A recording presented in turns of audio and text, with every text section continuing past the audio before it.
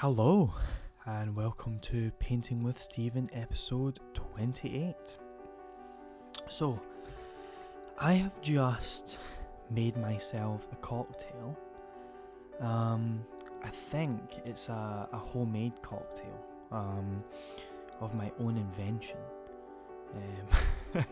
And I'll list the ingredients out if anybody can tell me that this is actually a real cocktail. I don't know, but basically, I've put bourbon, vanilla ice cream, hazelnut and vanilla syrup, and milk to make some sort of weird sort of whiskey liqueur, cream liqueur-esque drink. And it's very nice.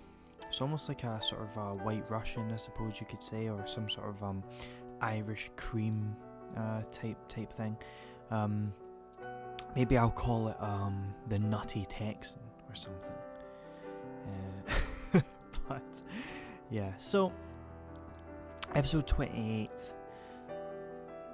What I wanted, I didn't strictly follow. I basically followed my my sketch. But essentially, I ad-libbed, a few parts of it. But of course, that's what I tend to do with my sketches anyway. I, change and adapt, based on what I think the painting needs and doesn't need. And what I wanted with this painting, what I really wanted to achieve with this painting, and what the name of the painting is going to be, is a premonition. Okay? I wanted to give sort of almost this fatalistic interpretation of sort of the cyclical aspects of history, the cyclical aspects of civilizations. A little bit like, I suppose you could say, John Martin's portrayal of Babylon falling. We have this idea that humanity is dwarfed by essentially exterior forces. That not only is the earth alive and sometimes fighting against the will and agency of humanity, but also sort of supernatural occurrences and figures and predetermination could also be fighting against you. And I always find sort of premonitions and premonitory signifiers quite fascinating. I don't think I've actually done one in my work so far, but I decided to make it a comet. I wanted the comet to be a yellowish burn instead, because I know obviously you get all sorts of comets. You could have a green comet, you could have a sort of pale ghostly blue comet.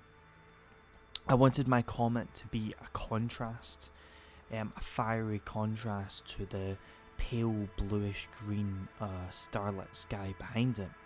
And I also wanted it to mirror the burning of the city, of which the premonition is actually about. The collapse of some sort of city-state or civilization, and maybe this castle is just one minuscule part of a falling, crumbling society and empire.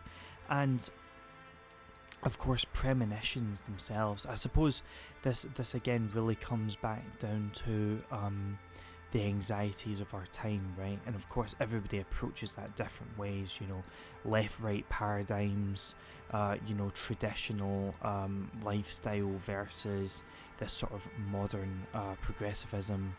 We can analyse this a million different ways. Obviously, I have my own personal viewpoint, but realistically, a lot of people that don't share my viewpoint also seem to have the feeling that the times that we're living in today are somehow doomed and cursed to fail. Which is a fascinating point, isn't it? Is that far left people, far right people, everyone seems to be meeting in the centre on a lot of issues. from obviously completely different perspectives, but the modern West seems to be doomed with a premonition of collapse. Whether that becomes a self-fulfilling prophecy or not is anybody's guess, but the feeling is there. The feeling is there. Which is very fascinating indeed.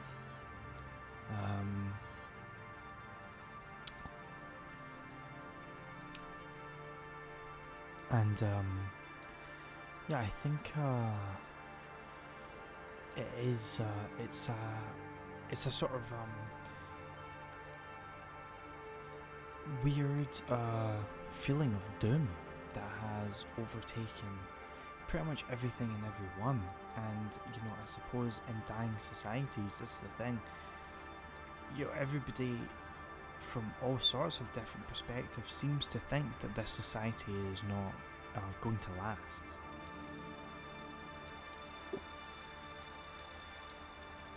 And I suppose in a way it will end up becoming a premonition, in the sense that populations shape outcome.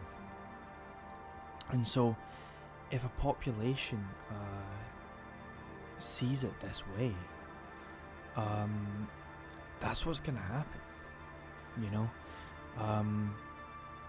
You already have people that just sort of seem to be quietly opting out of society.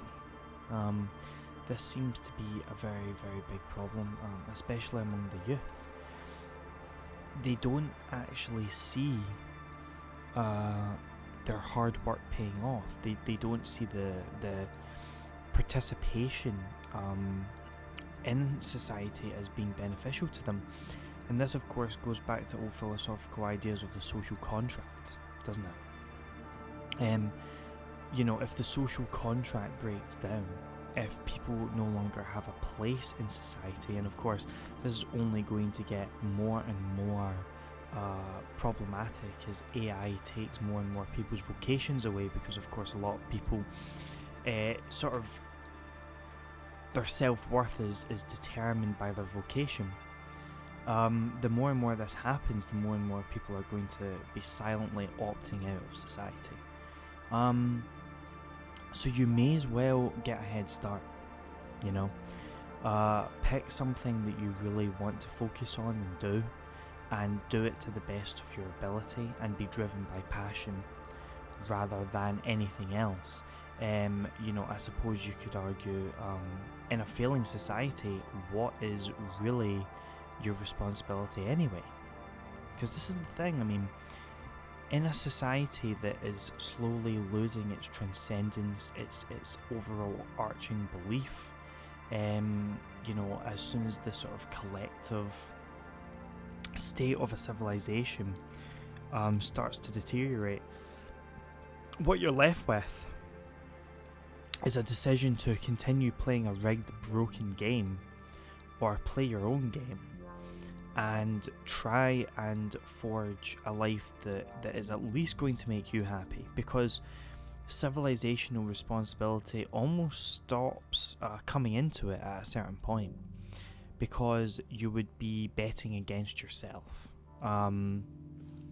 I think a good example of this, and of course this is the problem, is people with pride and people with a sort of deep-seated morals can't play that game as well, because they're not as selfish or individually motivated as others, and so it's one of those things where people say things like, well, I can't cheat that person, I can't steal from that person, but they would steal from you, they would cheat on you.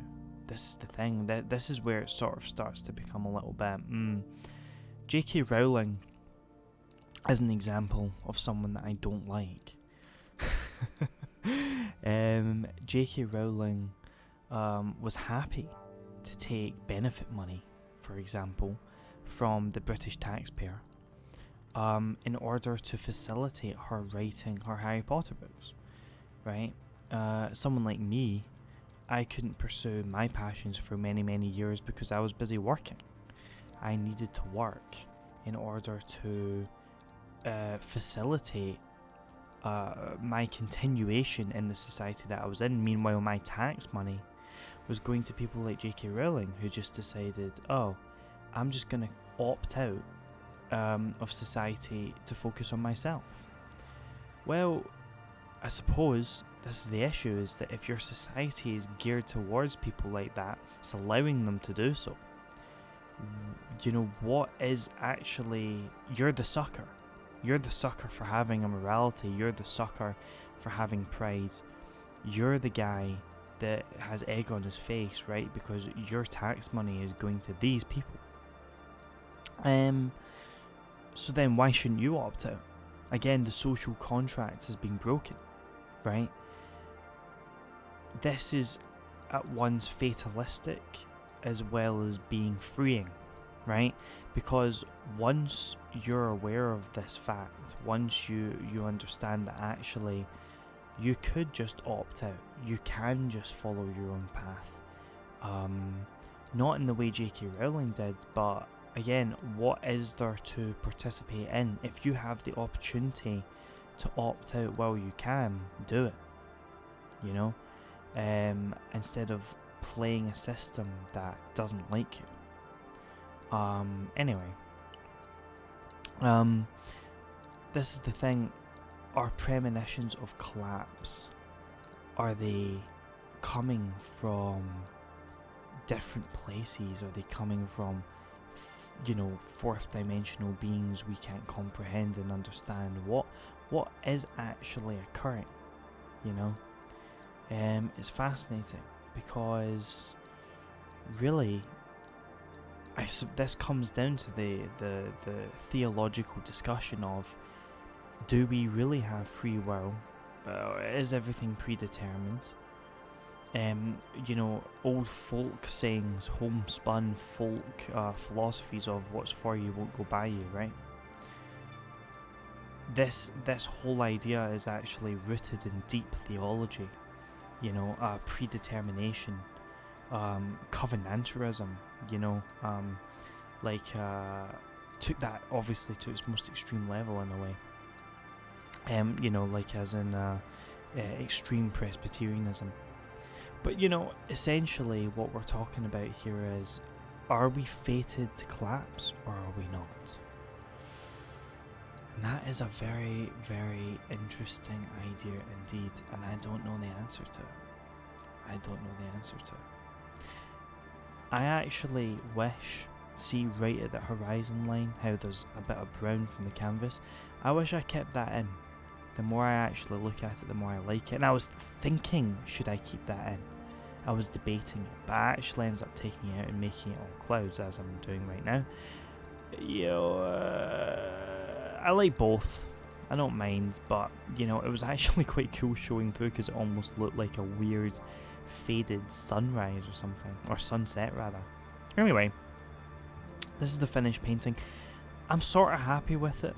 Now, for any painters listening or watching this, I want your advice.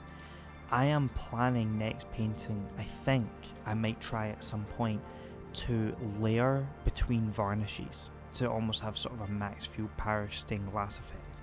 I don't know whether it's going to work or not. I suppose this is why you need to experiment. The reason that I want to use acrylic paints is because they dry, obviously, very quickly. So surely that would facilitate varnishing, layering, and then hopefully you would have this sort of almost very transparent, cool, sort of contrasty, glazed effect. Who knows? I am going to try it at some point, whether it's my next painting or not. I know exactly what my next painting is going to be, but if anyone is out there that has actually tried this before and wishes to give me insight into whether it works, whether it doesn't work, I would be very happy to hear from you. I'd really love to hear your feedback, the way that it worked for you, whether your paints cracked, whether they didn't, whether, you know, like the sort of glazed layers were or varnished layers were sort of you know, could facilitate painting layers on top of them. I know that people like Parrish and a lot of others did do that, but of course they have cracking now. They probably didn't when they did it. They thought they got away with it, but they actually didn't. But anyway, thank you very, very much for watching this episode. I hope you tune in, whether I decide to do that experiment or not.